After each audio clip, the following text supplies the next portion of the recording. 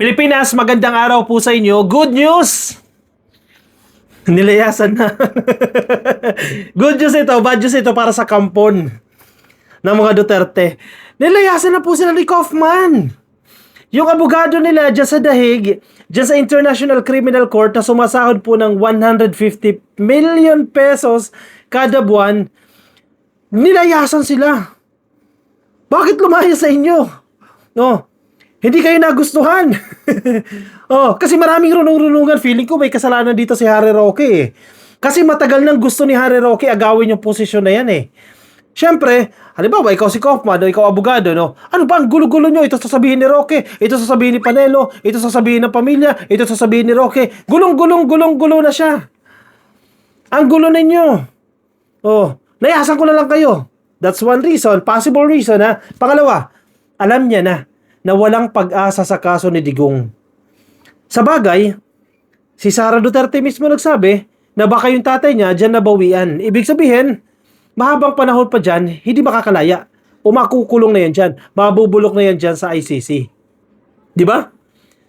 Wala nang chance. Alis na ako dyan. Or, nakitaan ni Kaufman, mukhang guilty nga talaga si Digong. Siguro, sa dami ng witness, imagine mo, 30,000 yung tinukhang, ilan lang yung tumakbo dyan, ilan lang yung titistigo dyan sa ICC. Siguro, naramdaman ni Kaufman, wala, matibay talaga yung kaso labang kay Digong, layasan ko na to. Baka ganun. Kasi, unang-una, mag-iisip kayo, no? 150 million pesos a month. Malaki yan sa Pilipinas, pero pagdating sa Europa, medyo maliit ng konti, pero malaki pa rin yan. Lalayasan mo ba yung ganyan kalaking talent fee? O not talent fee, professional fee? O lawyer's fee? Napakalaki niyan. And, sikat yung presidente na pinagtatanggol mo eh.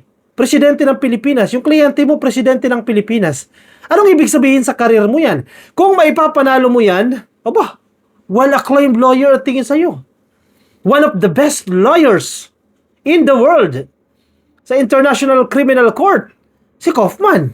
So, kumbaga, kakaunti yung reason na aalis ka dyan. Unless may compelling reason na bakit kailangan ko nang umalis. Feeling ko, ganun yun facts of the matter. Humiling si Attorney Nicholas Kaufman. Balita po yan ng PTV. Basahin ko po sa inyo Humiling si Attorney Nicholas Kaufman na umatras. Ang sakit parang pakinggan niya, no? Yung lawyer mo na inaasahan mo, aatrasan ka. Na umatras bilang legal counsel ni dating Pangulong Rodrigo Roa Duterte sa kaso nito sa International Criminal Court. Ayon kay Kaufman, ang kanyang engagement para katawanin si Duterte ay natapos noong March 31, 2026. Ngayon po ay May 9 na. April, May. More than 1 month na po palang hindi nag-aabogado. Ito si Kaufman dito kay Duterte. Siguro nasa transition phase. Kung inyong matatandaan, sa totoo lang tayo parang 3 months ago or 4 months ago, inaareglo nila yan na magpalit talaga. Di ba?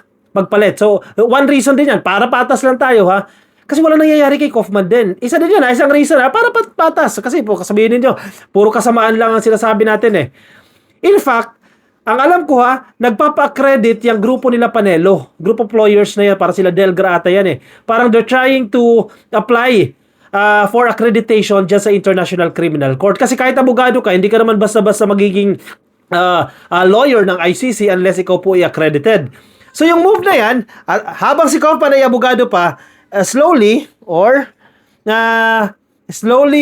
patago, ina-apply na nila ng accreditation yung sa tingin nila potentially papalit dito kay Kaufman. Bakit si Roque hindi nyo in-apply? Magaling naman siya, di ba? Bakit si Tio Moreno hindi nyo ipinalit? Kanino ko ba nabasa yan? Kay Juan Luna Vlog ko ata nabasa yan Ipalit daw si Sas. Magaling si Sas, di ba? Ipalit daw yan. Si Tio Moreno, ipalit nyo dyan. Sino pa yung mga magagaling na lawyers na DDS? Ipalit nyo dyan. Bakit hindi nyo ipalit? Kasi kayo, hindi rin kayo mismo tiwala. Si Sara, ipalit nyo. Abogado naman si Sara. Diba? Lawyer si Sara Duterte, ipalit ninyo yan. Baka yan na magpanalo sa kaso ng tatay niya. Ayun lang, English nga lang. Yan ang problema natin. English yung hearing. paano siya makakapag-presenta ng mga ebidensya gamit po ang English. Anyway, option nila yan. Malay nyo mo, di ba? Kuha na lang ng translator si Sara Duterte, ipalit nila. Baka magaling na lawyer si Sara Duterte. Pwede. I-apply nyo. Si Roque hindi nila gagawin niya kasi huhulihin yan. Bawal pumasok sa ICC ang pugante. Kaya hindi nila i-apply si Harry Roque ng accreditation. Alam din nila, itakot sila eh. Oh, pagpasok mo ng gate, mahigpit dyan eh. Pasok mo ng gate, oh. Para United Nations ang style niyan eh. Oh, dito, mga pugante, bawal kayong pumasok, labas. Yan ang mangyayari kay Roque dyan. Kapag ipa-register nila yan. Ayon po sa filing, binisita ng defense team si Duterte nitong Webes, May 7. O, ano lang, 2 days ago lang. Kung saan bumitaw si Kaufman bilang counsel. Gayon din ang kagustuhan ni dating Pangulo na kumuha ng kapalit na abogado. Medyo itong statement na ito na mas gusto ni Digong, medyo nawalan din siguro siya ng tiwala kay Kaufman kasi 1 taon na siya dyan eh. Actually, may higit 1 taon na kasi Marso pa siya nandiyan eh. Walang nangyayari. Ay, paano may mangyayari? Mismong abogado nga, hindi kayang ipagtanggol yan. Diba? Kasi nga, napakatibay ng ebidensya sa mga krimen na ginawa ni Digong. Nung siya po yung presidente ng Pilipinas, wala talaga mangyayari dyan. Kahit anong gawin nyo pa niyan, kahit ilang Kaufman pa ipalit nyo dyan, kahit yung pinakamagaling pa na abogado ipalit ninyo dyan, wapik yan. Wala talaga mangyayari. Kasi napakatibay ng ebidensya, talaga mabibilanggo talaga si Digong dyan. Ang style na lang nila dyan, delaying tactics. Appeal. Parang appeal yun eh. Aapil ibabasura yung appeal. Magre-re-appeal, ibabasura yung appeal. Ganyan na lang yung style nila.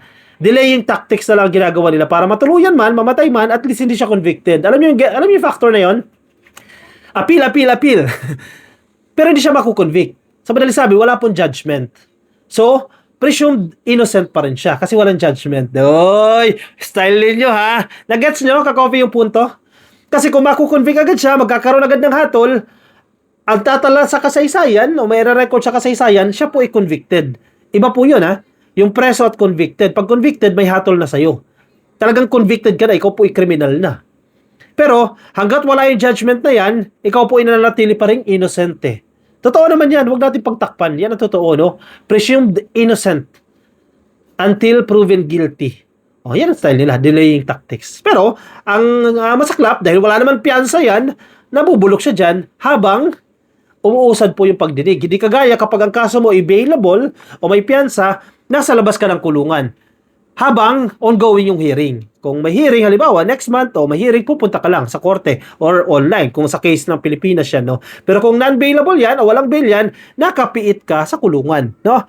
Bagamat hindi ipinakita kung sino ang ipapalit na counsel, sinabi ni Kaufman na handa na umano itong umako ng representasyon at makadalo sa status conference sa May 27. Talagang mahirapan talaga sila niyan. Status conference May 27 in 2 weeks time. Magaganap na po yan. So medyo dihado po yung kampo ni Duterte dyan. Giit ni Kaufman, mananatiling sigurado ang continuity at bisa ng legal representation ni Duterte sa pamamagitan ng bagong counsel at ng umiiral na defense team. O boy, dapat lang. Laki-laki na binabayad sa iyo. Alam mo naman di turnover yan. Pinayagan naman ng ICC Trial Chamber 3 ang pag-atras ni Dove Jacobs bilang Associate Counsel na isumano ni Duterte na i-reorganize ang kanyang defense team bilang paghahanda sa trial phase ng kaso. Nagkakatanggalan na ng tiwala, di ba? Wala na kaming tiwala sa iyo. Alis na tayo. Wala na kaming chance na may panalo ka, alis na tayo. Sinong lugi dyan? Si Digong. Kasi siya yung nabubulok dyan. Karapatan niya naman yan. Walang question dyan. Doon lang tayo sa totoo. Karapatan ni Digong na pumili ng abogado. Kung sa tingin niya, botlogs yung abogado niya, hindi siya may papanalo, palitan natin yan. Marami silang pera. Remember, billions of pesos. Kay Sara Duterte bank account pa lang, total transactions, 6.7 billion pesos. Ano pa yung kay Pulong, ano pa yung kay Kitty, ano pa yung kay Hanelet, ano pa yung kay Baste, at yung mga pamangkin nila. Napakaraming pera, napakaraming salapi. Andiyan pa ang China. So kahit 200 million naman yan, kahit 500 million naman yan, kayang-kaya nila yan. Afford nila yan. Karapatan ni Digong magpalit ng abogado. Yun nga lang, siya din ang nagsasuffer. Di ba? Komento, karma yan. Karma is real. Actually, ito yung noon ko pa sinasabi, kasalanan ito ng maisog. Sinisisi ko talaga to sa maisog eh. Lahat ng nangyayari sa mga Duterte, kasalanan ng maisog. Yung grupo nila Vic Rodriguez, yung panay rally noon, di ba? Kasi di nagustuhan nila yung hindi nila nakuha yung mga posisyon kay PBBM, panay rally sila. Tapos sa kakarally nila, hinahatak-hatak nila si Digong, yung matanda, kahit hirap na hirap ng tumayo.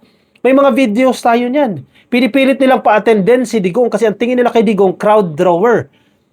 Si Digong ang humahatak ng audience. So yung maisog, walang audience kung wala si Digong. So dinadala nila si Digong para may audience. Eh sa tabil ng dila ni Digong, sa daldal ni Digong, kung ano-ano yung nasasabi niya, alam naman walang gumanti dyan. Diba? Yan ang nangyari. Alam nyo na ha? I-komento ang inyong opinion, reaction dyan sa comment section. Para mabasa po na iba natin ka-coffee na sa Facebook, please like and follow, YouTube subscribe, TikTok subscribe. I'll see you in my next video. Bye-bye.